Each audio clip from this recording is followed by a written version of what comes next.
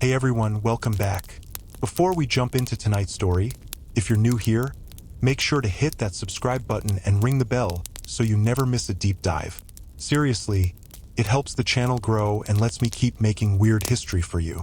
And if you're already part of the crew, you rock. Drop a comment below and tell me where you're watching from and what time it is right now. I love seeing how far this community reaches. Alright, let's get into it. Tonight, we're stepping away from the heavy textbooks and diving into something a little more herbal. We're taking a trip into the foggy, kind of weird, and surprisingly creative world of getting buzzed in the Middle Ages. Yep, they absolutely did it.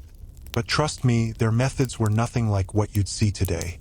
Things got strange, inventive, and sometimes downright dangerous. So get comfortable, maybe dim your lights, and let's ease into this journey together. It's easy to picture the Middle Ages as just one long, grim parade of monks, plagues, and muddy potatoes. But under all that scratchy wool and general despair, there were real people. Flawed, curious, experimental people who, every once in a while, looked at a weird root or a funky mushroom and thought, I wonder what happens if I boil this in wine. And honestly, who could blame them? There was no electricity, no real coffee, no modern medicine to speak of. Your main forms of entertainment were watching the local priest try to read Latin or betting on how long your neighbor could jig before collapsing from bad grain. So if someone whispered that a certain fungus could make you forget about taxes and feudal lords for a few hours, you'd probably take a bite too. The idea of using substances to expand your mind, numb some pain, or just make the day less awful wasn't some rare, secret thing. It was baked right into everyday life. But they didn't call it getting high. You wouldn't find a couple of medieval stoners giggling behind the haystacks. Instead, it was wrapped up in fancy terms like visionary states, divine inspiration, or pain relief. And in the worst cases, it was just a straight-up oh moment. Doctors used these herbs. Monks grew them in their gardens. Witches, depending on who you asked, mixed them into potions. And almost everyone, from the king to the poorest farmer, would run into these substances at some point, whether through medicine, a religious ritual, or by accidentally eating moldy bread. Again, their menu of mind-alterers wasn't just a tankard of warm ale, though that was definitely on it. They had roots that made you hallucinate, flowers that blurred your vision, seeds that gave you wild dreams, and salves that made people swear they were flying naked through the sky. Getting messed up wasn't always for fun. Sometimes it was medicine, sometimes it was spiritual, and sometimes it was just really, really poor judgment on an empty stomach. And depending on who you were, your supplier could be a barber surgeon, a nun with a green thumb, or a barefoot peasant named Wolf who learned it all from a very wise squirrel. In the medieval world, you didn't need a shady dealer or a secret club. All you needed was a garden, a mortar and pestle, and a casual disregard for the correct dosage. Because back then, Mother Nature was the main supplier and she played for keeps. Medieval Europe was overflowing with plants, roots, mushrooms, and weird resins that could either cure your headache or convince you that you'd married an oak tree. The line between medicine and mystical trip was, let's say, creatively blurry. Physicians, monks, midwives, and wandering herb peddlers all dabbled in botany, with different levels of skill and caution.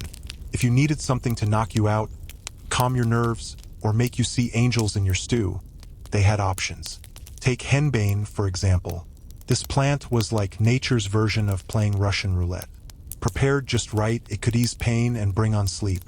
Prepared wrong, it introduced you to a whole new set of problems, like full-body convulsions and a sudden, urgent need to take off all your clothes and run screaming into the forest. Then there was mandrake. This was a root that looked kind of like a little, twisted human figure. Legend said it screamed when you pulled it from the ground, a shriek so deadly it could kill a man. That didn't stop people from digging it up. They'd usually tie it to a dog, stand way back, and let the poor pup do the dangerous yanking. Eating mandrake could knock you out, give you visions, or, on a good day, prophetic dreams. On a bad day, well, you wouldn't be needing any more herbs. And we can't forget belladonna, also called deadly nightshade, a name that really says, maybe think twice. It was used to dilate pupils for beauty, wide eyes were in, but also to treat pain, cause hallucinations, and, occasionally, death. Medieval self-care was a bold and risky business. These herbs weren't just eaten plain. They were mashed into teas, soaked in alcohol to make tinctures, mixed into oils, or blended into those famous flying ointments we'll get to later. And it wasn't always a choice. Sometimes they were slapped on you during a surgery or a religious rite, or given to you by a well-meaning healer who thought a little extra couldn't hurt. But oh, it could hurt. Henbane was the medieval equivalent of saying, "Let's see what this button does." Botanists called it Hyoscyamus niger. Everyone else called it the stuff that made Uncle Bernard think he was a duck for 3 days. It was a staple in the Middle Ages unofficial medicine cabinet. Used all over Europe for centuries, henbane wasn't just a plant. It was a whole mood. Monks wrote down its properties in their herb books. Doctors used it to dull pain. Witches supposedly used it to ride broomsticks in their minds. And peasants? They mostly hoped they didn't stumble into it by accident. So what did it actually do? Well, that depended. A tiny bit could act like a sedative. It could ease a toothache, help with sleeplessness, and make childbirth slightly less traumatic. In short, it was the medieval version of take two and call me in the morning. But in bigger doses or just poorly timed ones, henbane could cause delirium, crazy hallucinations, wild agitation, and sometimes a heartfelt chat with a turnip you believed was your dead grandma. It contains chemicals called scopolamine and hyoscyamine, which mess with your brain's wiring.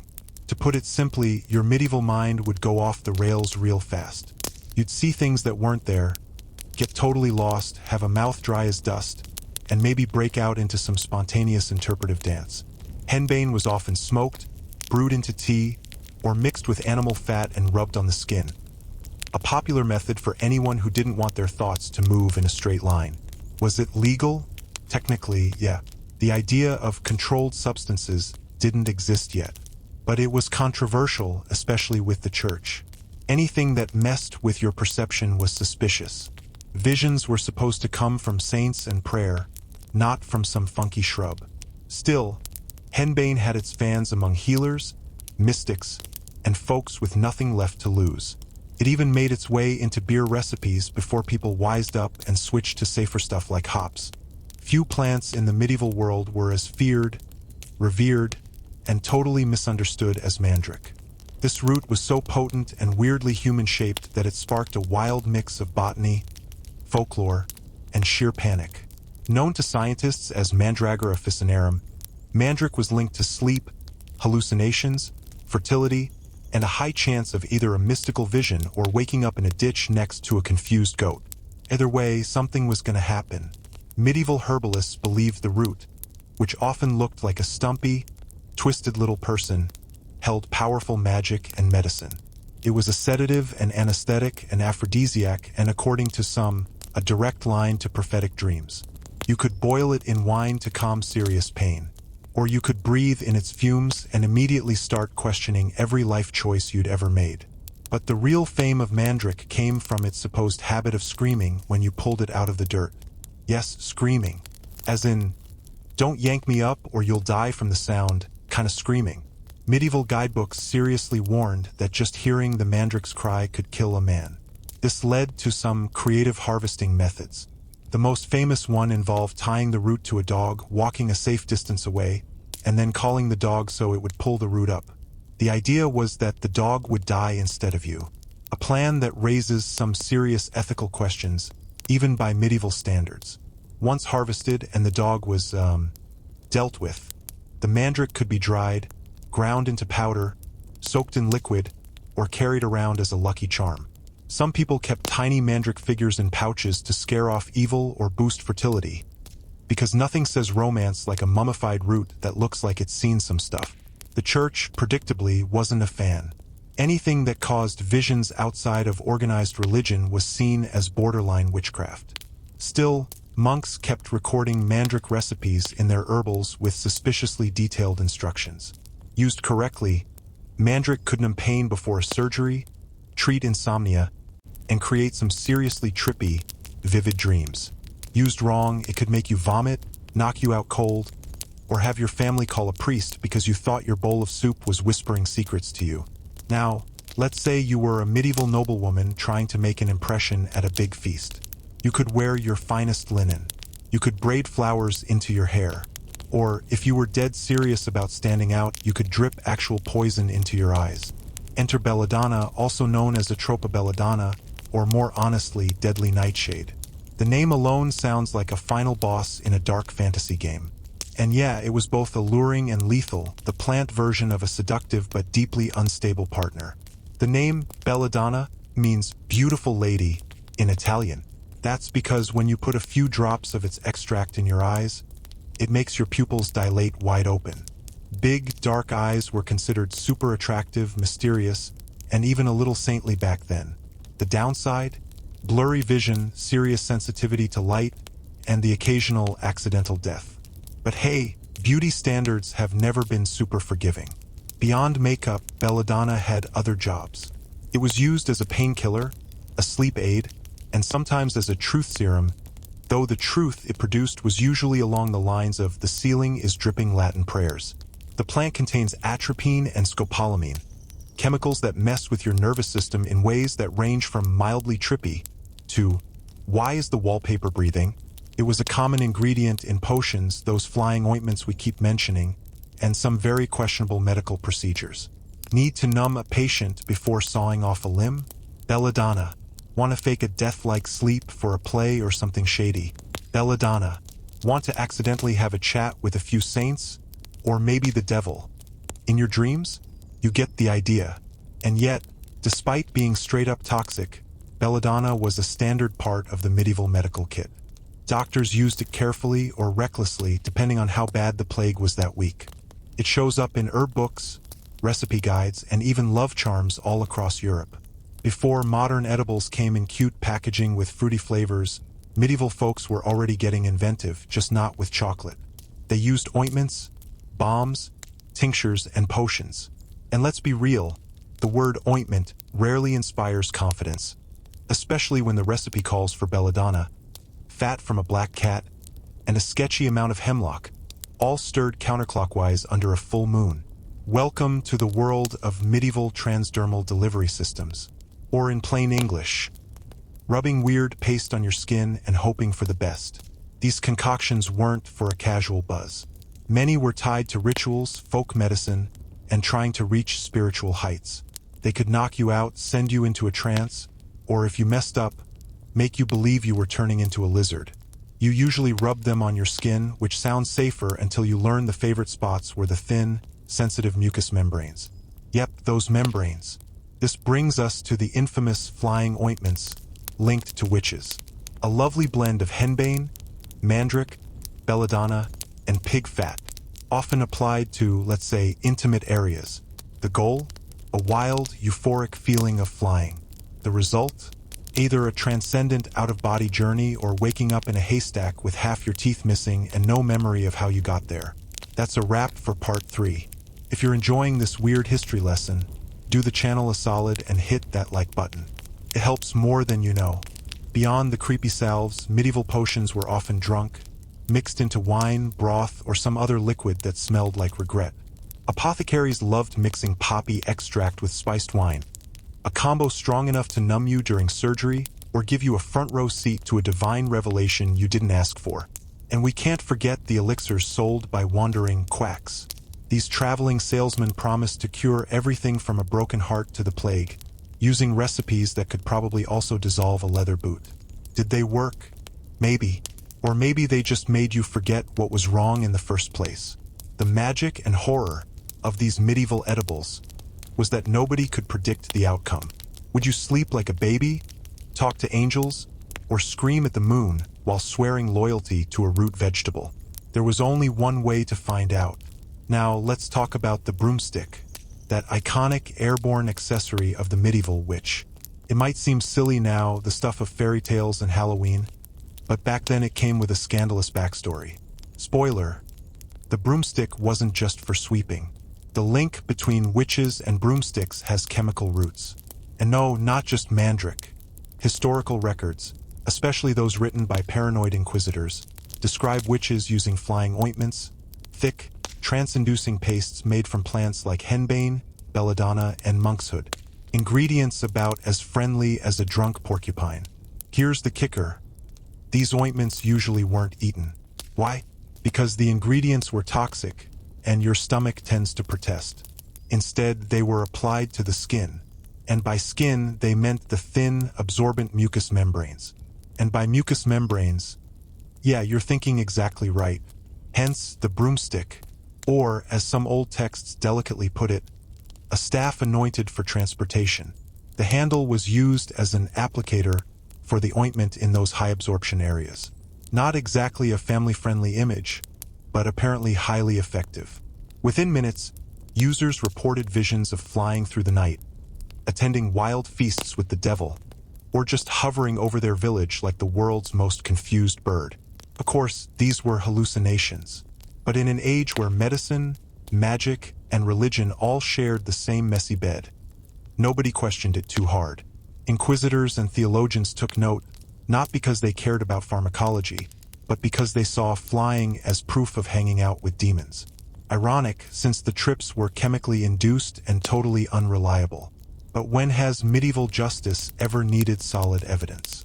While Europe was busy rubbing poison on household items and calling it air travel, something more sophisticated was happening to the south and east, in the cities of the Islamic Golden Age. Enter hashish. This was the plant-based answer to existential dread and boring camel caravans. Made from cannabis resin, hashish was big in places like Persia, Egypt, and the Levant. And unlike Europe's rub this on your elbow and meet Satan approach, Islamic scholars, mystics, and doctors actually wrote about its effects with detail that suggests they tested it thoroughly. Hashish was often eaten, usually mixed with honey or spices, making it maybe the first edible that actually tasted okay. Unlike Europe's bitter teas and potions that smelled like old socks, its use wasn't just for fun, though that definitely happened. Hashish was tied to Sufism, the mystical branch of Islam, where seekers wanted spiritual union with the divine. Hashish was thought to help dissolve the ego, clear the mind, and kickstart deep thought, or at least inspire some long, thoughtful stares at a wall. In fact, many Sufi poets and philosophers wrote about hashish the way modern songwriters write about bad breakups, with intense emotion, weird metaphors, and just enough fog to make you wonder if they were okay. Of course, not everyone approved. Many rulers tried to ban it now and then, fearing it made people lazy, morally loose, or prone to giggling during serious prayer. But like most substance bans in history, this worked about as well as trying to teach a cat to juggle. The legendary Hashishans, where the word assassin comes from, were even said to use hashish before missions to get in the right headspace for, well, assassinating. That's probably more myth than fact, but it shows how cannabis was already wrapped in both mystery and suspicion. Meanwhile, Europe was centuries away from figuring out how to use cannabis without immediately setting something on fire or calling it devil's grass. When you picture a medieval church, you probably think of stained glass, flickering candles, solemn chanting, and that thick, hazy cloud of incense hanging in the air like God's personal fog machine. But incense wasn't just about holiness. It had a little something extra psychoactive potential. Let's talk about the two big ones, frankincense and myrrh. These were sticky resins imported from the Arabian Peninsula and East Africa. Burned in churches, temples, and royal courts, they were meant to clean the air, scare off evil spirits, and cover up the smell of unwashed wool and old fish stew. But here's the twist.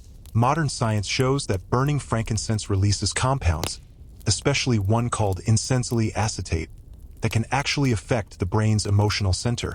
Translation: if you sat in enough of that smoke, the Gregorian chants weren't the only thing making you feel floaty. In the poorly ventilated chapels of the time, which was basically all of them, breathing in incense fumes for hours could have a mild tranquilizing effect, especially if you were also fasting, dehydrated, or bored out of your mind. It wasn't uncommon for monks or devoted folks to report visions during super long services. They'd credit divine inspiration, and maybe that was true, but it's also possible some were just lightly buzzed on resin fumes. This wasn't just a Christian thing. Incense was used in mosques, synagogues, Buddhist temples, and old pagan rites too. Crossed religious lines. Everybody loved setting a mood, apparently. Clergy said the smoke helped lift the soul to heaven. Realistically, It might have just softened the edges of reality enough to make a 5-hour sermon slightly more bearable. Think of it as the medieval version of putting on lo-fi beats and lighting a scented candle, but with more Latin and less chill. If there was one thing medieval people could always count on, besides taxes and the occasional plague, it was alcohol. Beer, ale, mead, wine, cider, you name it, someone was brewing it in a barrel behind their house and calling it medicine. And in a way, it was. Water wasn't safe to drink. Most streams and wells were contaminated or downstream from livestock, so taking a sip was like playing intestinal roulette. So people reached for something fermented instead. Enter small beer. This was the medieval version of bottled water, but with a little alcohol and a high chance of being brewed by someone named Edith, who measured ingredients by gut feeling and prayer. This low-alcohol drink was sipped daily by adults and even kids, not to get drunk, but to stay hydrated with a very light buzz. Of course, not all medieval booze was so tame. If you had more money or fewer plans, you might go for stronger ale, honey-sweet mead, or imported wine. And yes, wine was often mixed with herbs or spices, for flavor, medicine, or just to see what would happen. In monasteries, brewing beer was practically a sacred duty. Monks perfected recipes, wrote down methods, and taste-tested the results with great enthusiasm. If salvation came in pints, the monks were way ahead of the game. But alcohol wasn't just a drink. It was a lifestyle enhancer. Need to dull the pain of a medieval tooth pulling? Feeling melancholy? Spiced wine. Want to forget you live in a drafty hut with 6 relatives and 1 judgmental chicken? Mead. Taverns and inns were like medieval therapy offices, only with more yelling and occasional fistfights. People drank to celebrate, to mourn, to gossip, and sometimes to invent new dance moves nobody asked for. Sometimes, getting high in the Middle Ages wasn't even a choice. It was just breakfast. Enter ergot. This is a nasty parasitic fungus that grows on rye and other grains. To the untrained medieval eye, it just looked like a weird, dark purple kernel. To a modern scientist, it's a biological prank with side effects that read like a medieval curse.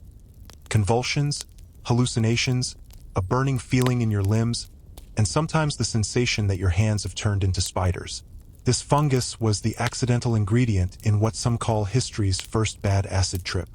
Centuries before Woodstock or tie-dye, people in colder, damp parts of Europe, like France and Germany, often baked bread from infected rye. Why? Because when you're hungry, fungus awareness takes a back seat.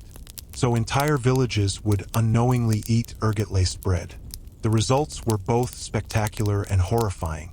There were 2 main types of ergotism. Convulsive ergotism brought muscle spasms, seizures, hallucinations, and fits of laughter or panic. Gangrenous ergotism was worse. It cut off blood flow, making limbs turn black, shrivel up, and sometimes fall off. Not ideal for dinner parties. Local outbreaks led to bizarre public behavior, including the famous dancing plagues, where groups of people danced uncontrollably for days, sometimes until they died. At the time, this was blamed on demons, divine punishment, or moral weakness. In reality, it was probably a mass case of accidental mushroom toast. Ironically, the Order of St. Anthony, which ran hospitals for the sick, often treated ergotism victims by feeding them wheat bread instead of rye. So yes, the cure was basically eat different bread. Did people connect the dots? Not really. To a medieval baker, bread was either fine or definitely cursed. Nobody was testing for psychoactive fungus in their porridge. They were too busy trying not to get excommunicated. Even today, some scholars think ergot might have played a role in the Salem witch trials. Hallucinations, fits, paranoia, all very ergoty. That's still debated. What's not debated? Medieval Europe got high on toast and didn't even know it. You've heard of magic mushrooms and flying ointments. But have you ever heard of mad honey? Yep. In a few special corners of the medieval world, even the bees were in on the action. This wasn't your average grocery store honey. We're talking about a rare type made in the mountainous Black Sea region of Anatolia, modern-day Turkey, where bees feasted on rhododendron flowers. These pretty pink blooms have a dark secret. They're packed with grainotoxins, natural compounds that really don't play nice with the human nervous system. The result? Mad honey. A substance so potent it could bring on dizziness, hallucinations, vomiting, a slowed heart rate, and spiritual visions, usually in that exact order. A tiny dose might give you a mild buzz. A bigger dose could turn your afternoon into a slow-motion opera starring your own hands. This wasn't just a local oddity, it was weaponized. According to old sources, invading armies were once tricked into eating mad honey left behind in abandoned villages. Soldiers thought they'd scored free snacks. Instead, they ended up twitching on the forest floor, learning too late that strange honey is not to be trusted. Greek and Roman writers had mentioned these effects centuries earlier, but use of mad honey continued right through the Middle Ages. Locals knew how to handle it. A little on bread for a headache, a little in wine for visions, or none at all if you actually wanted to remember your own name by sunset. Mad honey became known as both a remedy and a recreational thing, especially in mystical or folk healing circles. Some users claimed it gave them prophetic dreams. Others just woke up hugging a potato they believed was their long-lost uncle. Results varied. And yes, it was traded.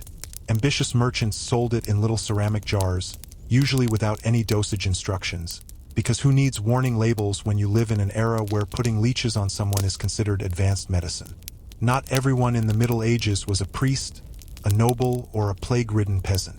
Some folks worked in the shadowy edges of society as shamans, herbalists, cunning folk, and other semi-legitimate mixers of medicine and mischief. Think of them as medieval pharmacists with zero regulation and a deep personal relationship with local moss. These were the people you went to when the town doctor's only suggestion was more bloodletting. They had no fancy degrees, but they had herbal knowledge passed down for generations, often learned by watching grandma treat boils with tree bark and sheer dignity. And when it came to mind-altering substances, these folks were your go-to. They knew which plants to grind into paste, which roots to soak in wine, and how much of a given herb would make you dream of angels instead of accidentally joining them. Whether you wanted pain relief, visions, to curse your neighbor's cow, or have an out-of-body experience while doing laundry, they had a remedy. Or three. Many of these practitioners were women, midwives, wise women, and healers who were essential to their villages and deeply feared by the authorities. Not because they cackled over cauldrons, but because they knew too much and didn't need a Latin textbook to explain it. Their recipes often included henbane, mandrake, belladonna, and poppy extracts. They'd mix them with wine, animal fat, honey, or even spit, no joke. Chant a few protective words, and send you on your way with something that could either heal you or make you passionately confess to stealing a pie you never touched. Of course, if things went sideways, say, a hallucination involving flying goats or a sudden urge to marry a willow tree, blame shifted quickly from bad batch to witchcraft. The church and local lords kept one eye on these folk healers and the other eye nervously twitching. Still, communities relied on them. When your kid had a fever, when your joints ached, or when you needed to ask a dead relative where they hid the family savings, these were the people you turned to. They weren't doctors. They weren't priests. They were the original underground wellness influencers. After all the salves, brews, roots, ointments, incense, bees, and questionable bread, one big question remains. How did medieval people actually feel about getting high? The answer: they were conflicted. Deeply, hilariously conflicted. For some, especially healers and herbalists, mind-altering substances were just practical tools. If it dulled pain, calmed a feverish mind, or made childbirth 1% less horrifying, it was welcome. This was medicine, not mischief. Sure, the patient might start reciting psalms backward or insist the family cat was speaking French, but if the swelling went down, success. Then there were the spiritual users, monks, mystics, folks trying to chat with the divine. For them, hallucinations weren't red flags. They were revelations. Visions were signs of holiness, not symptoms. If you stared into the void and the void whispered back in perfect Latin, you were on the fast track to sainthood, or at least getting your own little chapel mural. But intent mattered. Getting high by accident? That was just bad luck. Getting high to see Jesus? Acceptable. Getting high to flirt with a goat demon in your dreams? Now we've got a problem. That's where the church stepped in, branding certain substances and their users as suspicious at best, heretical at worst. Anything linked to loss of control, be it drunkenness, trance, or inconvenient honesty, made the clergy nervous. Saints could have visions. Peasants were probably just possessed. Meanwhile, among everyday folks, opinions were more relaxed. Your neighbor's sleeping potion might double as a psychedelic nightcap. People used poppy wine for pain, hashish for calm, and henbane tea for dealing with difficult in-laws. It wasn't seen as mystical or rebellious. It was just part of the home medicine chest, right next to the garlic and the prayer beads. Ultimately, how a high was viewed came down to who you were, what you were using, and whether anyone snitched. In the medieval mind, altered states lived in a weird gray area between miracle and misdemeanor, health and heresy. And in a world where demons, saints, plagues, and turnip famines all walked hand in hand, a little herbal escape now and then hardly seemed like the worst idea. That wraps up our first big story, the foggy, fragrant, and frequently dangerous world of medieval intoxication. I hope you enjoyed this deep dive. If you did, please show your support. Smash that like button, subscribe if you haven't already, and ring the bell so you never miss one of these deep dives. Your engagement is what keeps this channel going. Now we're switching gears completely. We're leaving the herbal haze behind and heading out to sea. Our next story is about power, empire, and wooden warships. In the ancient world, the sea wasn't just empty space to cross. It was the beating heart of empire. Carried grain, gold, messages, soldiers, and sometimes total war. Whoever commanded the waves didn't just own the water. They dictated the fate of whole civilizations. Unlike land battles, where hills and forests shaped the fight, naval warfare was all about control. Control of trade routes, communication lines, and access. For seafaring empires like Athens, Carthage, and Egypt, having a strong navy wasn't a bonus. It was life or death. Without ships, a city was cut off, vulnerable to blockade, starvation, and siege. With a strong fleet, they could strangle enemies, protect their merchant ships, and land armies right on an enemy's doorstep. Take the Mediterranean. It wasn't called the Middle Sea for nothing. This inland ocean connected 3 continents and countless cultures. To rule, it meant having your finger on the pulse of everything from Phoenician trade to Roman grain shipments. The sea could bring fabulous wealth as fast as it could deliver total disaster. That's why ancient superpowers poured insane resources into naval stuff: harbors, shipyards, dry docks, and huge crews. For Athens, the navy became its lifeline. A politician's vision of a warship-powered military turned Athens into a thalassocracy, a sea-based empire.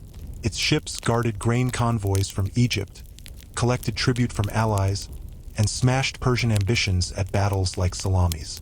Carthage, on the other hand, grew from merchant roots into a naval titan. Its dockyards were some of the most advanced in the ancient world, cranking out warships almost like an assembly line.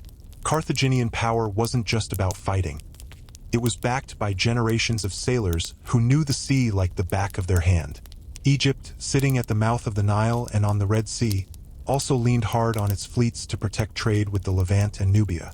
While more focused on rivers, Egyptian warships evolved into seagoing vessels that could fight pirates and escort treasure ships. In all these cases, naval war wasn't a sideshow. It was the main event. The sea was where rivals clashed, alliances broke, and empires either rose or sank. Mastery of naval tactics, tech, and geography created legends. And when those fleets burned, so did the fortunes of the mighty. This wasn't just a ship. It was a weapon. Sleek, fast, and brutally effective, it defined sea battles across the Mediterranean for centuries. Lots of city-states built them, but nobody used them quite like the Athenians. With 3 stacked rows of oars and a bronze-tipped ram on the front, the trireme was the ancient world's version of a guided missile, powered by human sweat, perfect rhythm, and clever strategy.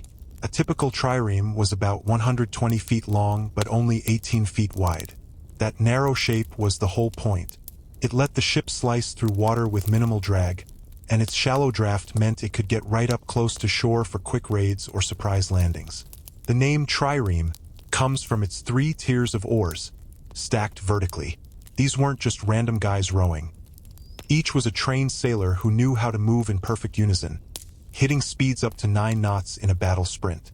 The trireme's most fearsome feature was the ram, a bronze-covered, oak-reinforced beak on the prow, designed to smash into enemy hulls and rip them open. But ramming wasn't just about speed. It needed perfect timing and angle. Hit too straight on and you might get your own ship stuck or even flip over. Skilled captains, especially in the Athenian navy, mastered complex moves like the deekplus, a maneuver where a ship would dart through a gap in the enemy line, spin around fast, and smash into an enemy's exposed side. Above deck, a trireme carried a small squad of marines, maybe 10 to 20 heavily armed soldiers, plus a few archers. Their job was to board enemy ships or fight off boarders. But make no mistake, a trireme wasn't a floating fortress. It relied on speed and agility, not thick armor. One wrong move and you were kindling. What made the Athenian trireme fleet truly game-changing wasn't just the ship itself. It was the system behind it. Funded by public money, Athens built and maintained hundreds of these warships. Citizens, even the poorest ones, served as rowers. This created a strange kind of democracy at sea. When Athens beat the massive Persian fleet at Salamis in 480 BCE, it wasn't just aristocrats who won the day. It was common folks pulling the oars. That victory didn't just save Athens. It made the city the top dog in the Aegean Sea. But this power came with a price. Athens got a little too big for its britches, pushing allies around and relying too much on its navy. When Sparta, a land-based power, finally built its own fleet with Persian gold, they caught Athens off guard.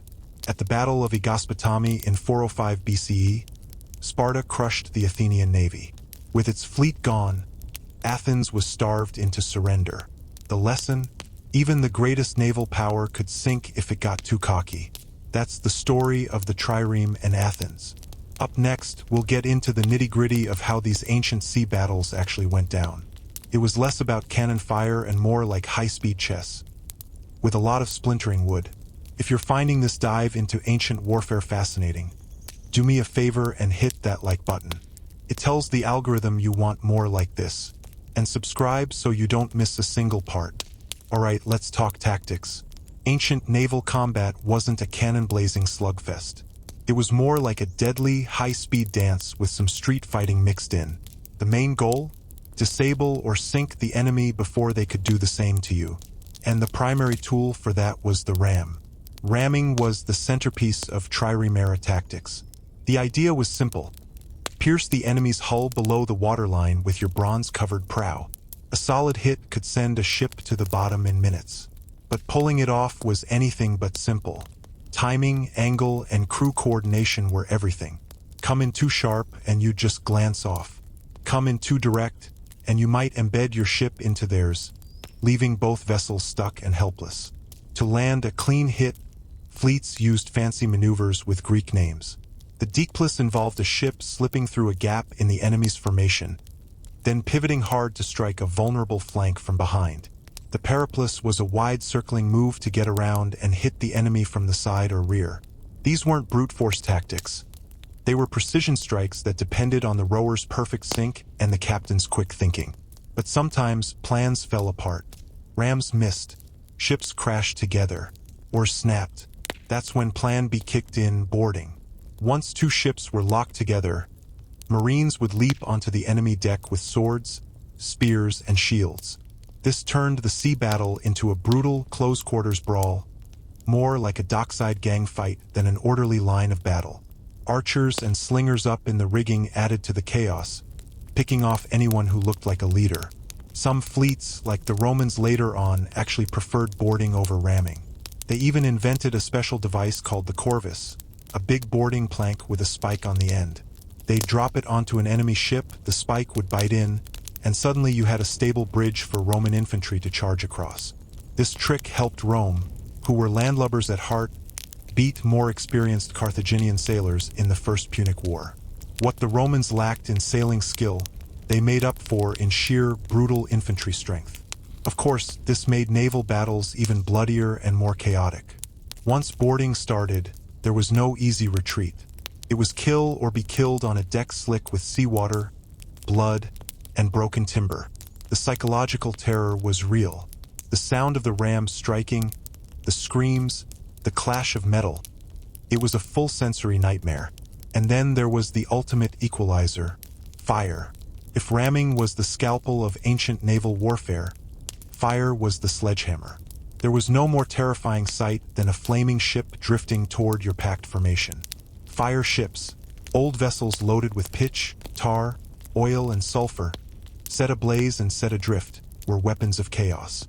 They were especially deadly in tight spaces like harbors or narrow straits where ships couldn't maneuver away. One of the earliest recorded uses was by desperate Greek defenders trying to stop Persian invasions. They'd send flaming rafts into the enemy fleet. But fire was a double-edged sword. The wind could change. The flames could jump to your own ships. It was a last-ditch, high-risk move, but when it worked, it caused pure panic. Crews would abandon ship at the first whiff of smoke. The most legendary fire weapon came later with the Byzantines, Greek fire, a mysterious chemical concoction that burned on water and couldn't be easily put out. Its roots, though, were in these early, desperate acts of incendiary warfare. The point is, from the careful dance of the ram to the utter chaos of fire and boarding, ancient naval battles were tests of nerve, skill, and sometimes just sheer madness. If you're appreciating this breakdown of ancient combat, let me know in the comments. And don't forget to subscribe. The story of empires built on sea power is just getting started. Now let's zoom in on the master of the trireme, Athens. In the 5th century BCE, this city-state transformed itself from a middling power into a naval superpower that dominated the Aegean. And it all started with a lucky strike of silver. When a massive vein of silver was found in the mines at Laurium, an Athenian politician named Themistocles made a bold pitch. Instead of dividing the wealth among the citizens, he convinced them to invest it all in building a massive fleet of triremes. That single decision changed history. With over 200 warships at its peak, the Athenian navy became the engine of an empire.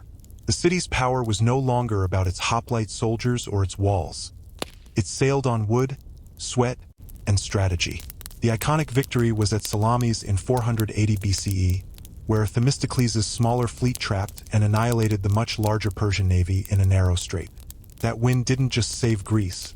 It made Athens the protector and soon the boss of a whole network of allied cities. This network was called the Delian League. It started as a mutual defense pact against Persia, but Athens quickly turned it into its own personal empire. They demanded tribute, read, protection money, from member states, supposedly to fund the shared fleet. In reality, a lot of that cash paid for Athenian projects, more ships, fancy buildings like the Parthenon, and public festivals. The navy allowed Athens to enforce loyalty, crush rebellions, and project its power hundreds of miles from home. But there was a surprising social side effect. The fleet democratized Athens. The poorest citizens, who couldn't afford the armor and weapons to fight as hoplites, could serve as rowers in the triremes. Their muscle was essential, and that gave them political clout. Sea power became people power, shifting the balance in the Athenian assembly toward the common man. However, this dominance bred arrogance and resentment. Athens pushed its allies too hard. Its over-reliance on the navy became a weakness. During the long Peloponnesian War against Sparta, Athens' strategy was to hide behind its walls and let its fleet control the sea. But Sparta, with Persian funding, finally built a competitive navy. In 405 BCE, at the Battle of Aegospotami, the Spartan commander Lysander caught the Athenian fleet unprepared on the beach and destroyed it. With its navy gone, Athens was completely blockaded. Starvation forced a swift surrender. The mighty Athenian Empire was over. The lesson was clear. Even the most brilliant naval power could be undone by complacency, overextension, and a clever enemy. Athens' legacy, though, lived on. It proved a city with limited land could rule an empire through mastery of the sea, and that ships could be tools of politics as much as war. That's the story of Athens. Next, we head west to meet its great rival, a merchant empire that turned seafaring into an art form. If you're enjoying this series on the rise and fall of ancient powers, please support the channel by hitting that like button and subscribing. Every click helps. While Athens ruled the eastern Mediterranean, the undisputed queen of the West was Carthage. Founded by Phoenician settlers around 800 BCE in what's now Tunisia, Carthage built its empire not just on conquest, but on trade, sailing, and next-level naval innovation. By the 4th century BCE, Carthage wasn't just a rich city. It was the command center of a vast maritime network stretching from Spain to Sicily, North Africa to Sardinia. Carthaginian power was built on its fleet. While the Athenians perfected the trireme, the Carthaginians took shipbuilding to industrial scales. Their shipyards, especially the famous circular harbor in the city of Carthage, could build and house hundreds of warships. This wasn't just a big dock. It was an ancient assembly line, allowing for rapid construction and repair, something unheard of at the time. Carthaginian warships, often bigger quadriremes or quinquiremes, with 4 or 5 rows of oars, were heavier and more powerful than Greek triremes. Their naval style leaned toward powerful ramming and boarding actions, backed by experienced mercenary marines and Libyan Phoenician sailors who grew up on the water. But Carthage's sea power wasn't just for war. It was for wealth. Carthaginian merchants were legendary explorers, sailing the Atlantic coasts of Europe and Africa, trading for tin, silver, and exotic goods. The Navy's job was to keep the sea lanes safe from pirates, rival traders, and ambitious new powers, like Rome. Then came the Punic Wars. Rome, rising fast in Italy, realized that to beat Carthage, it had to build a navy from scratch. According to the story, they captured a stranded Carthaginian quinquireme, copied it piece by piece, and even added their own invention, the corvus, that spiked boarding bridge we talked about. This clever device turned sea battles into infantry fights, which was Rome's specialty. Despite early smashing victories by Carthaginian admirals, Rome's stubbornness and resources wore them down. In the First Punic War, after decades of fighting, Rome finally won a massive naval battle. Carthage lost Sicily and had to pay a huge fine. But the real grudge match was the Second Punic War, with the legendary General Hannibal marching his elephants over the Alps. Even then, naval power mattered.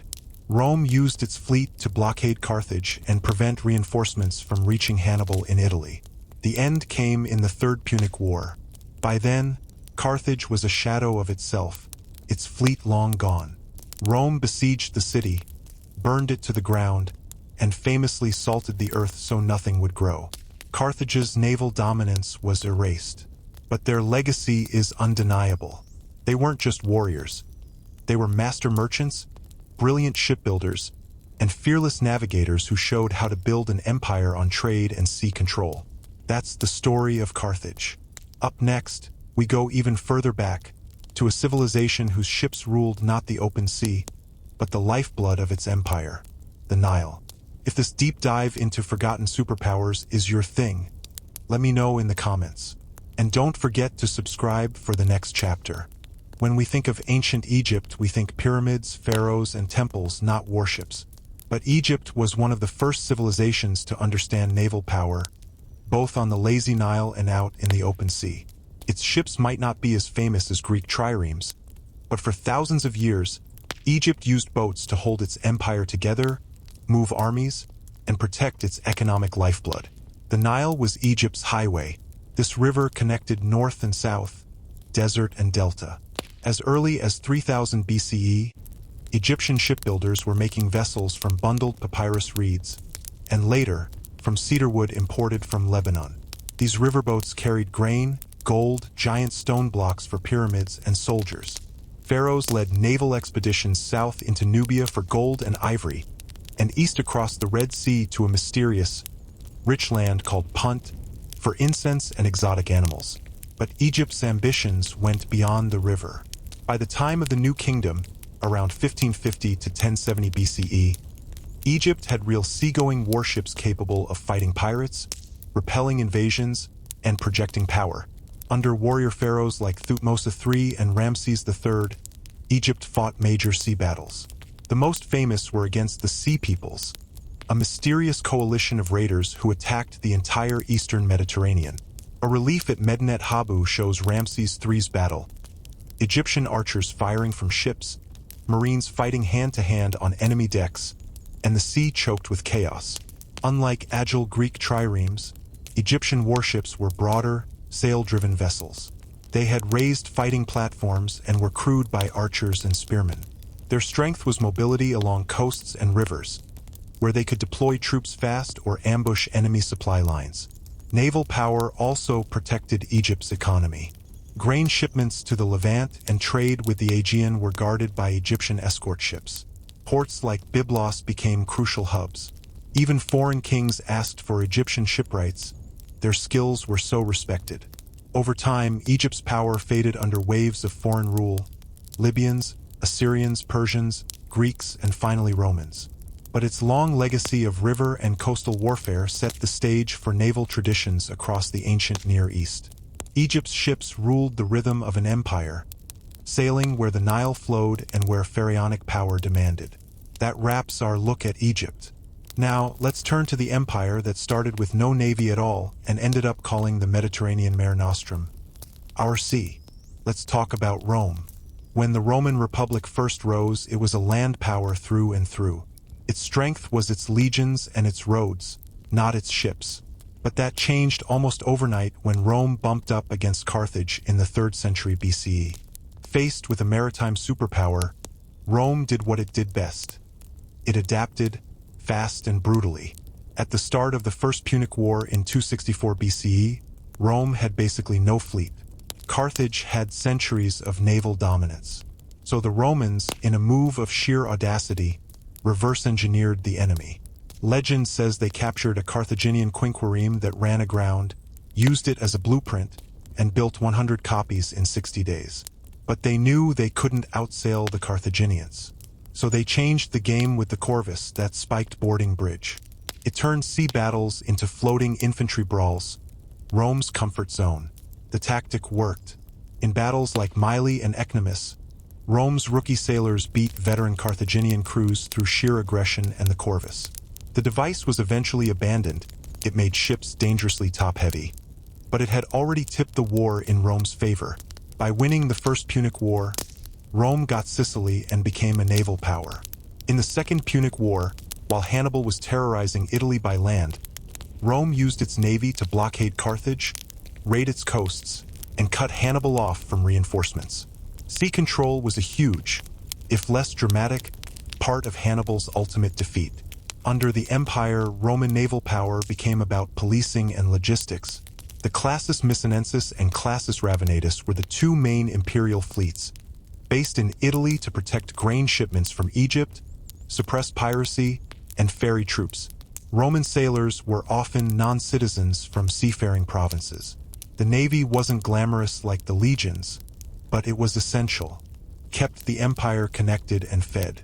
By the 1st century CE, the boast Mare Nostrum, our sea, was a reality. The Mediterranean was a Roman lake. Rome may have been born on land, but it sealed its destiny on the water, mastering the sea through will, adaptation, and relentless practicality. That's the story of Rome's navy. Next, we'll look at the big picture. How all this naval warfare didn't just win battles, but shaped the ancient world's culture, economy, and legacy. If you're finding this strategic view of history compelling, drop a comment below, and please subscribe. The final part of our naval saga is next. So what was the real impact of all this ancient naval warfare? It wasn't just about who won a battle. It shaped borders, economies, cultures, and the flow of history itself across the Mediterranean and beyond. Controlling the sea meant controlling the movement of ideas, trade goods, languages, and the very structures of power. First, think about empire building. Athens became a cultural and economic powerhouse because of its navy. Carthage turned maritime skill into a commercial empire. Rome used sea control to dominate the entire Mediterranean basin. Their land armies were vital, but it was their fleets that let them strike across continents, defend far-off territories, and choke enemy economies. The sea was also a cultural superhighway. Greek colonists sailed to set up towns across Italy and Turkey, spreading their art, gods, and language. Egyptian ships carried papyrus, gold, and ideas. Phoenician sailors spread their alphabet from Lebanon to Spain. Naval power was never just military. It was civilizational. Technologically, the arms race at sea pushed shipbuilding to new heights. The trireme, then the bigger polyremes, were feats of engineering. Harbors became complex logistic hubs. Navigation improved. These innovations laid the groundwork for all future maritime empires. Economies were built on protected sea lanes. Stable trade routes let luxury goods, silk, spices, wine, tin move between distant cultures. Cities with strong navies like Alexandria or Rhodes became wealthy, cosmopolitan centers. Where fleets thrived, so did markets, artists, and thinkers. And there's the psychological legacy. The terror of a fire ship, the skill of a ramming maneuver, the chaos of boarding. These changed how people thought about war. They introduced the idea that the sea itself was a battlefield, that mobility and control could win as decisively as brute force. Today, we often remember these empires for their land conquests. But their conquests of the sea were just as important and often more lasting. Ancient naval warfare was about who understood the ocean not as a barrier, but as a stage for war, for trade, and for making history. The triremes are gone, but the waves they made still ripple through time. That concludes our deep dive into ancient naval power. I hope you enjoyed the ride from the herbal highs of the Middle Ages to the wooden walls of ancient empires. If you did, please show your support. Give this video a thumbs up, subscribe to the channel, and hit the bell icon. Your engagement is what allows me to keep creating this content. Tell me in the comments which ancient empire fascinates you the most. Now we're shifting gears one last time. Our final story arc is about one individual, a man who built an empire not just by conquest, but by a radical idea, tolerance. From shepherd to king of the world, this is the story of Cyrus the Great. We're switching gears now to one of history's most remarkable figures, a conqueror remembered not just for his empire, but for his mercy. This is Cyrus the Great, born around 600 BCE in the region of Anshan, a vassal kingdom under Median rule. Nothing in his early life screamed, future world emperor. His family, the Achaemenids, were Persian nobles, but they weren't top dogs yet. Yet from the start, legend swirled around him. The Greek historian Herodotus gives us a dramatic origin story. King Astyages of Media, Cyrus's grandfather, had a dream that his grandson would overthrow him. Spooked, he married his daughter to a Persian noble to keep the kid out of power. When Cyrus was born, Astyages ordered a loyal servant, Harpagus, to kill the baby. Harpagus couldn't do it. He handed the infant to a shepherd, telling him to leave the child to die in the mountains. But the shepherd and his wife took pity. They raised Cyrus as their own, hiding him in the hills. As he grew, Cyrus showed natural leadership. He organized the other shepherd boys like a little general. Eventually, his noble bearing gave him away. Rumors reached the court about a special child living as a peasant. Astyages investigated, discovered the truth, and, surprisingly, let Cyrus live, maybe out of guilt or a strange twist of fate. Harpagus, however, wasn't so lucky. In a brutal act of revenge, Astyages killed Harpagus's own son and served him to Harpagus at a feast. Meanwhile, Cyrus was sent back to his biological parents in Persia, now a prince in line for the throne. What Astyages didn't know was that he'd just sealed his own doom. Cyrus's unique upbringing, raised among both shepherds and nobles, gave him an understanding of people from all walks of life. Whether the story is entirely true or not, it captures the aura of destiny that followed Cyrus. He was a survivor, marked for greatness. By the mid-6th century BCE, Cyrus was no longer just a prince. He was a savvy, ambitious leader ready to shake up the whole region. At that time, the Median Empire, ruled by his grandfather Astyages, still lorded over Persia. But the balance of power was tipping, and Harpagus, the man once ordered to kill baby Cyrus, had never forgotten the king's gruesome revenge. Secretly, he reached out to Cyrus, encouraging him to rebel and promising support from inside the Median army. Around 553 BCE, Cyrus made his move. Persia declared independence and war. What followed wasn't one big battle, but a 3-year campaign. Cyrus's forces pushed into Median territory, winning over disaffected nobles and local tribes with a mix of military skill and surprising restraint. He often spared those who surrendered. Astyages' court crumbled from within as loyalty faded. In the final showdown around 550 BCE, the Medes didn't put up much of a fight. Astyages was betrayed by his own troops, Just like that, the mighty Median Empire fell. Cyrus entered the capital Ecbatana, not as a brutal destroyer, but as a new kind of ruler. He respected Median customs, kept many officials in their jobs, and blended their administration into his own. This policy of inclusion became his trademark. With Media under his belt, Cyrus now ruled the Iranian plateau. But this was just the opening move.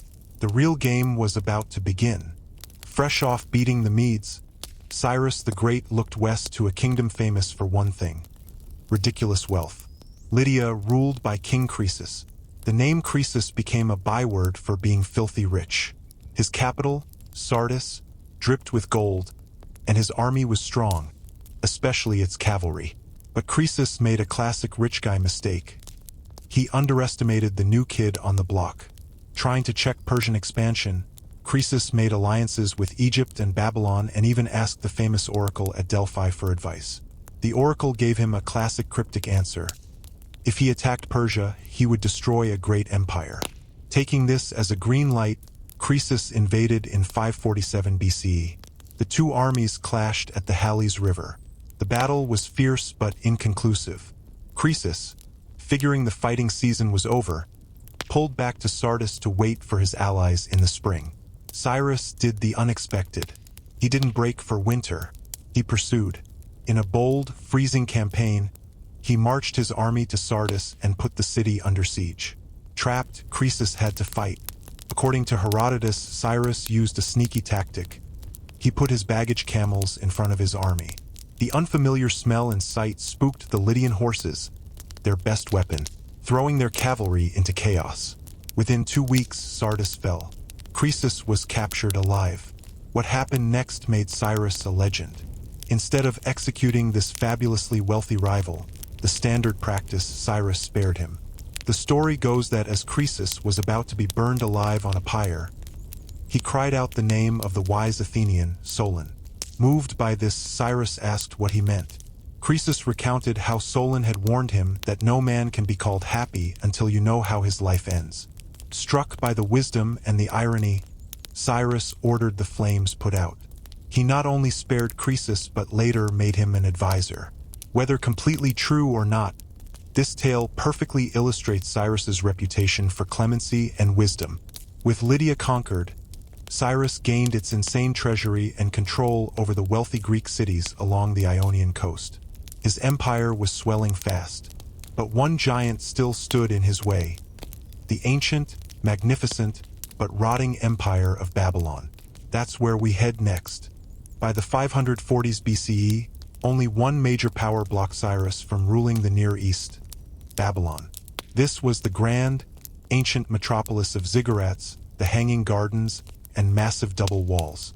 But under King Nabonidus, it was cracking. Nabonidus was unpopular. He'd spent years away from the city, leaving his son Belshazzar in charge. Yes, the writing on the wall, Belshazzar. He'd also ticked off the powerful priests of Marduk, Babylon's chief god. The people were restless. Cyrus saw his chance. In 539 BCE, he launched his campaign. But instead of a long, bloody siege, he fought a war of perception as much as force. His army defeated Babylonian troops at Opis.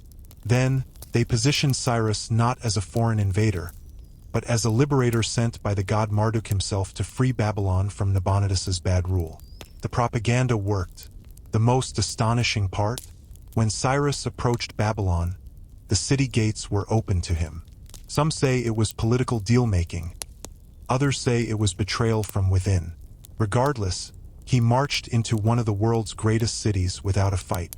He then did the unthinkable. He showed respect. He worshipped at the temples, restored religious rights, and issued a proclamation now known as the Cyrus Cylinder. This clay document is often called the First Charter of Human Rights. In it, Cyrus declared he had come in peace, that he would not oppress the people, and that he would restore their temples and allow exiled peoples to go home. Among those exiles were the Jews, taken from Jerusalem decades earlier. Cyrus issued an edict letting them return to Judah and rebuild their temple. This act was so monumental that the Hebrew Bible calls Cyrus God's anointed, a title usually reserved for Jewish kings. He had conquered Babylon not by breaking it, but by winning its heart. Cyrus's rule from Babylon set a new standard. He governed through satraps, regional governors, allowed local customs and religions to flourish, and built roads to connect his vast empire. He proved that an empire could be strong and tolerant, that conquest didn't have to mean crushing the conquered. This philosophy held his empire together like glue, but even great rulers pushed their luck. Cyrus's final campaign would be to the wild northeast, against a fierce nomadic queen. It would be his last. That's for next time. If you're valuing this look at a different kind of conqueror, support the channel with a like and a subscribe. Around 530 BCE, Cyrus, now in his late 60s or early 70s, decided to secure his empire's wild northeastern frontier. He marched into the steppes east of the Caspian Sea to confront the Misashte, a confederation of nomadic tribes led by a formidable queen named Tamaris. The details are hazy, shaped by Herodotus's dramatic and probably embellished telling. According to the story, Cyrus first tried diplomacy, even proposing marriage to Queen Tamaris. She saw it as a political trick and refused. When diplomacy failed, Cyrus resorted to cunning. He left behind a lavish camp with lots of wine and food, knowing the Misashte weren't used to alcohol. A Misashte force led by Tamaris' son found the camp, feasted, got drunk, and were easily ambushed by Cyrus's hidden troops. Tamaris' son was killed. Enraged and in mourning, Tamaris swore vengeance. She gathered her full force and met Cyrus in a pitched battle. This time, the Misashte were ready. The fighting was fierce, and the Persian army was overwhelmed. Cyrus was killed in the combat. Herodotus adds a gruesome end. Tamaris found Cyrus's body, cut off his head, and plunged it into a wineskin filled with blood, saying, "Drink your fill of blood, you who thirsted for it." While the blood-drinking part is likely myth, the core truth remains. Cyrus the Great died on campaign, far from his splendid capitals, defeated by a people he couldn't conquer with diplomacy or trickery. His body was recovered and taken back to Pasargadae, the capital he founded in Persia. There, he was buried in a modest but elegant limestone tomb that still stands today. A simple, powerful monument to a king who reshaped the world. His son, Cambyses II, took the throne and expanded the empire into Egypt. But the unique blend of tolerance, strategic genius, and visionary leadership that defined Cyrus was hard to match. He left behind the largest empire the world had ever seen, but more importantly, he left a blueprint for how to rule one with wisdom instead of just fear. Cyrus's legacy didn't die with him. The Achaemenid Empire thrived for centuries under his successors like Darius the Great, who formalized the satrapy system and built the royal road. The idea of respecting local cultures became a Persian imperial tradition. Even Alexander the Great, when he conquered Persia over 2 centuries later, visited Cyrus's tomb and ordered it restored, paying homage to the legendary king. In Persia, Cyrus became a national hero, a symbol of justice and righteous rule. In the Jewish tradition, he remained a revered liberator. Later Islamic scholars even associated him with Tulkarnain, a righteous ruler mentioned in the Quran. The Cyrus cylinder, discovered in 1879, became a global symbol of ancient tolerance, with a replica at the United Nations. Cyrus the Great story is a powerful paradox. A conqueror celebrated for his humanity, an emperor praised by the people he conquered. In a history full of tyrants, he stands out as a rare example of power wielded with principle. And that's a legacy worth remembering. That concludes the epic of Cyrus the Great. I hope you enjoyed this journey from his humble start to world-changing emperor. If you did, please show your support. Give this video a thumbs up, subscribe to the channel, and hit the bell. Your engagement fuels everything I do. Now, for our final arc, we're changing topics one last time to something more personal but just as full of meaning. We're talking about hair. Not just fashion, but how hairstyles in the ancient world were badges of identity, status, rebellion, and belief. From the shaved heads of Egypt to the top knots of samurai, this is the hidden history on top of everyone's head. In the blistering heat of the Nile Valley, many Egyptians made a practical choice. They shaved their heads. But this wasn't just for comfort. A bald head was a clean slate, a symbol of purity. And on that slate, they placed some of the most elaborate wigs the world has ever seen. These wigs weren't fashion accessories. They were essential markers of identity and status. Both men and women of high rank rocked them.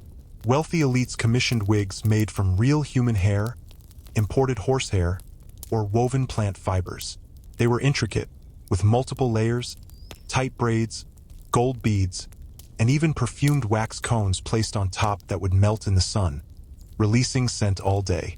For women, hairstyles were tied to femininity and power. A noblewoman's wig might be decorated with flowers or metal clasps. A priestess might wear hers in symmetrical rows, mirroring divine order. For men, especially officials, a thick, stylized wig showed wealth and closeness to the pharaoh's divine power. Kids had their own style, the sidelock of youth, a shaved head with one long braid left dangling, a symbol of childhood cut off during rites of passage. Priests took it even further. For ritual purity, they shaved their entire bodies, head to toe. But even they might wear ceremonial wigs during public rites. And this obsession followed them into the afterlife. Mummies were often buried with their wigs on, ensuring they kept their status and style for eternity. In Egypt, hair wasn't vanity. It was your eternal ID card. Next, we head north to the Vikings, where hair was less about polish and more about raw power and honor. If you picture a Viking, you likely imagine wild braids and big beards, and you're not wrong. In Norse society, hair was a serious symbol of identity, masculinity, and clan loyalty. Viking men often grew their hair long and styled it with care, braids, top knots, even half-shaved heads. This wasn't just to look cool. It was intimidating. A warrior with braided locks and a thick beard was broadcasting his strength and fearlessness. For Viking women, long, well-kept hair was a mark of femininity and high status.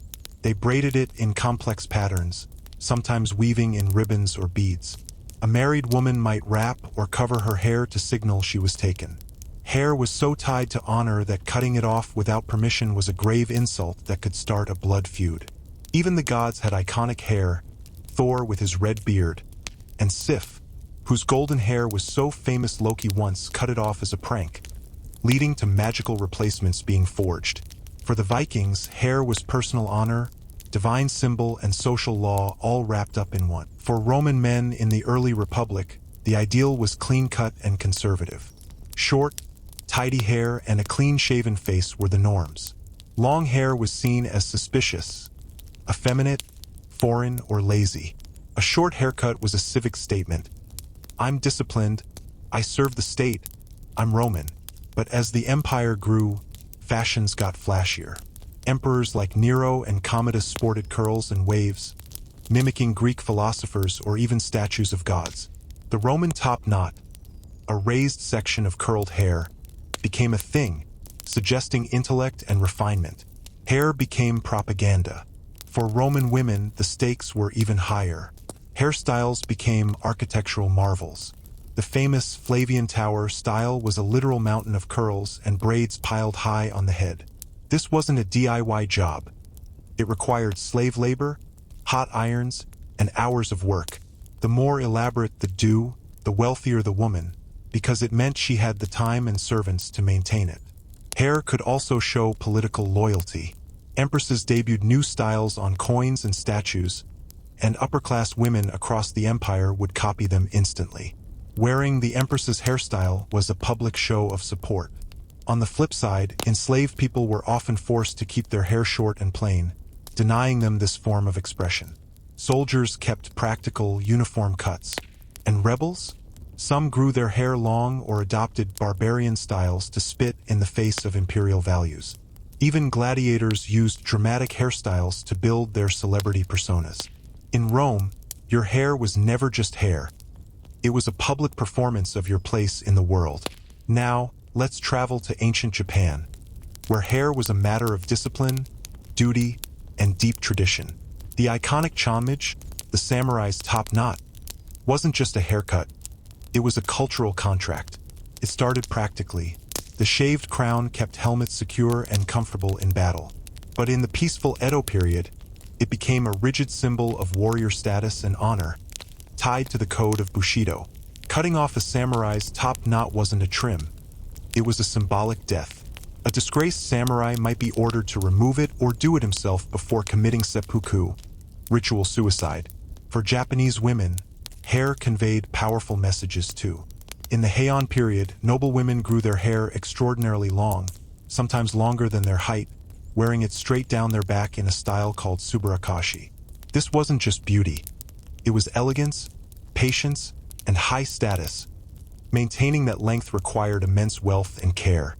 Later, in the Edo period, women's hairstyles became ornate and coded. Styles like the shimada, a coiled bun, were adorned with pins and combs, indicating marital status, age, or even profession. Courtesans and geisha used dazzling, elaborate hairstyles as part of their professional identity. In a society bound by strict rules, hair could also be rebellion. Artists, actors, and masterless samurai ronin often bent style rules to make bold statements about freedom and resistance. In ancient Japan, hair was bound by duty, but it could also be a canvas for personal expression. That's it for Rome and Japan. Up next, we look at ancient Africa and Greece, where hair was a language of its own. Across ancient Africa, hair wasn't just a style, it was a language. From the intricate cornrows of the Sahel to the towering coils of the Himba, hairstyles served as identity cards, spiritual expressions, and even tools of survival. Long before colonialism, African hair culture was a rich tapestry of symbolism and craftsmanship. Let's start with Egypt's southern neighbor, Nubia. Nubian communities developed stylized braids and twists that communicated status, age, and clan. Nubian queens like Amanitor wore complex braided wigs and headpieces rivaling Egyptian royalty, asserting power in bold, unmistakable terms. Further west, in what is now Nigeria, the Yoruba and Igbo peoples treated hair as an art form. Intricate patterns were reserved for brides, warriors, or spiritual initiates. Hairdressers were highly respected, almost priest-like. Among the Himba people of Namibia, a paste of red ochre, butterfat, and herbs is used to coat and sculpt braids. This doesn't just protect hair from the desert climate. It signifies everything from puberty to marital status. For Himba women, hair is literally shaped by the seasons of life. Perhaps the most powerful aspect of African hair history is how it encoded resistance. During the transatlantic slave trade, enslaved Africans used hairstyles as silent rebellion and remembrance. Cornrows weren't just practical. They could be maps, with patterns symbolizing escape routes or safe houses. Other styles preserved ancestral traditions from back home, defying cultural erasure with every twist and braid. In many West African cultures, shaved heads marked mourning or spiritual transitions, while dreadlocks could represent strength and divine connection. Colonialism later stigmatized these styles, pushing European ideals. But the ancient roots were never erased. They lived on in memory, in skilled hands, and in braids passed from mother to daughter, now being reclaimed worldwide. Hair in ancient Africa was sacred, a story, a map, a rebellion, never just aesthetics. Now let's go to ancient Greece, where marble statues shaped the Western ideal. Here, hair was a public performance of virtue, intellect, and civilization. From the tight curls of Athenian youths to the flowing locks of philosophers, hair helped define you in the eyes of both gods and citizens. Early Greek heroes like Achilles were described with long, shining hair, symbolizing vitality and nobility. But by the classical era, the ideal Athenian man had well-groomed, moderately short hair and a beard. That beard was crucial, think Socrates, Plato, Aristotle. It signaled wisdom and maturity. A clean forehead and exposed face conveyed openness and reason. In contrast, slaves and foreigners were sometimes forcibly shaved, marking their inferior status. So, in a twist, having the right hair was a political privilege. Women's hair was tied to domestic virtue. Respectable women wore their hair up and covered in public, braided or coiled. Loose hair was for specific rituals, like mourning or ecstatic Dionysian rites, symbolizing a break from social order. Girls wore their hair down until puberty, then cut their first braid as a dedication to Artemis, a coming-of-age rite. Greek goddesses had signature hair, too. Athena's neat, helmet-ready style symbolized strategy. Aphrodite's flowing curls meant sensuality. In Greece, hairstyles helped mortals align with the divine, borrowing traits from the gods themselves. That's a wrap on Africa and Greece. Our final stop is ancient China and India, where hair was bound by philosophy, duty, and spirituality. If these stories of cultural meaning are resonating with you, let me know down below, and please subscribe for the conclusion. In ancient China, hair was inseparable from moral philosophy, family duty, and imperial control. From the top knots of Confucian scholars to the ornate buns of Tang Dynasty court ladies, every strand had purpose. Cutting your hair wasn't done lightly, it could be a grave offense. Why? Confucian filial piety. Your body, including your hair, was a sacred gift from your parents. To cut it unnecessarily was disrespect. This belief held for centuries. Men wore their hair long, tied in a top knot or bun. Scholars, poets, and officials paired this with long robes and caps, signaling wisdom, composure, and loyalty to order. A man with loose, unkempt hair in public was unsettling. It implied madness, mourning, or rebellion. For women, hairstyles indicated age and status. Young girls wore twin buns or side ponytails. After marriage, hair was styled into a mature, formal coil or bun, pinned with jade, gold, or intricate combs. Court ladies during the Tang Dynasty took it to spectacular heights. Literally, their hair was sculpted into towering arrangements adorned with phoenix pins, flowers, and silk. Hair was also political. When the Manchu-led Qing dynasty conquered China, they enforced the Q hairstyle, the front of the head shaved, the rest braided into a long pigtail. This was a hated symbol of submission to foreign rule. Many Han Chinese resisted, choosing death over what they saw as cultural betrayal. In contrast, Taoist and Buddhist monks shaved their heads entirely, rejecting worldly attachments and embracing impermanence. In China, hair was a battlefield of identity, weaving together personal ethics, family loyalty, and political power. Now, let's go to ancient India, where hair was sacred, intertwined with ritual purity, caste, and spiritual symbolism. From the matted dreadlocks of holy men to the shaved heads of pilgrims, hair told complex stories of belief and transformation. Start with the sadhus, wandering ascetics who renounced worldly life. They never cut or combed their hair, letting it grow into thick, matted dreadlocks called jata. These locks symbolized spiritual power and detachment from material concerns.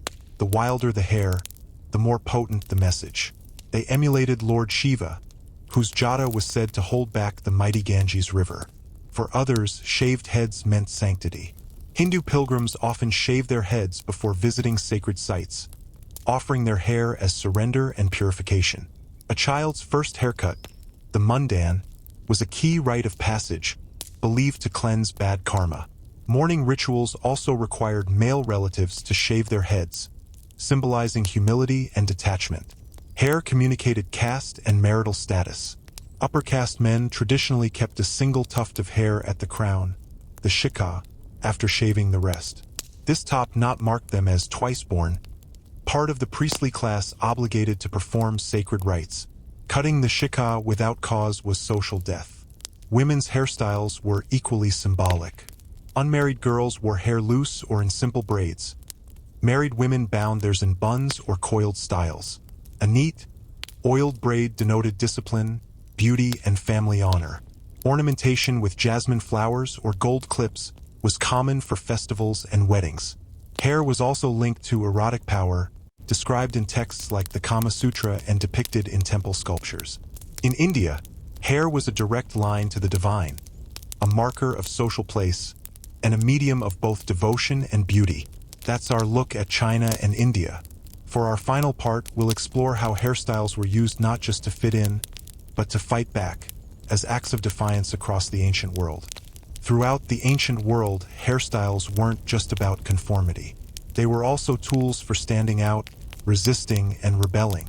Changing or rejecting a dominant hairstyle could be a powerful act of defiance, subtle or overt, against cultural norms, empires, or oppression. In Judea under Roman rule, Jewish people, governed by strict religious law, avoided the elaborate grooming of Roman elites. Many Jewish men refused to shave their beards or adopt Roman hairstyles, preserving a distinct identity rooted in faith.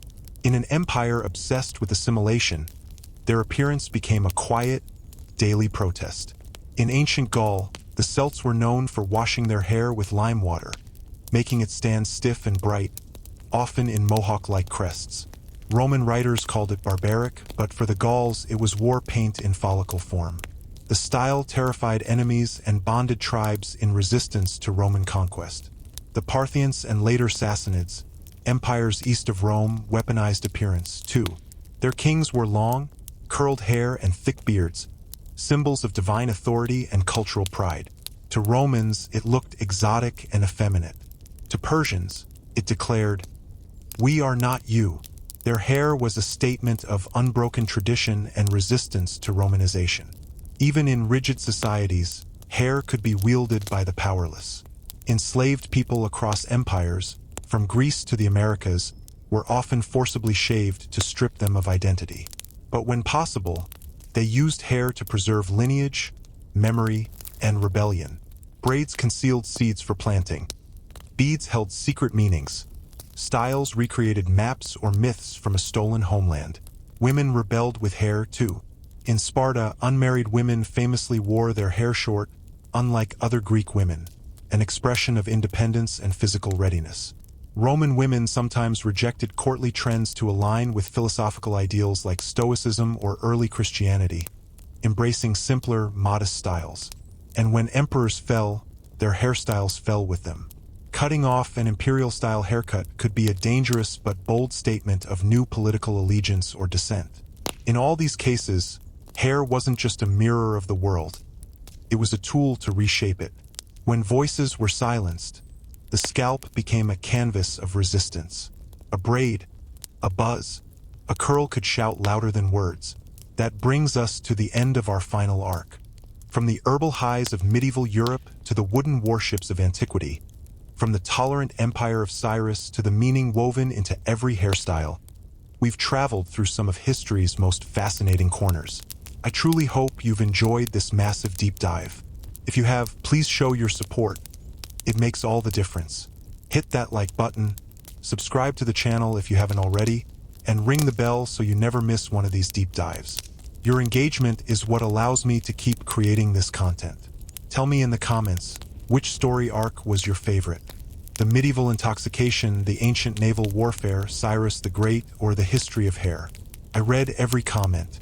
Thank you for watching, for your curiosity, and for being part of this community. Until next time, keep exploring the weird, wonderful, and overlooked stories of our past. See you.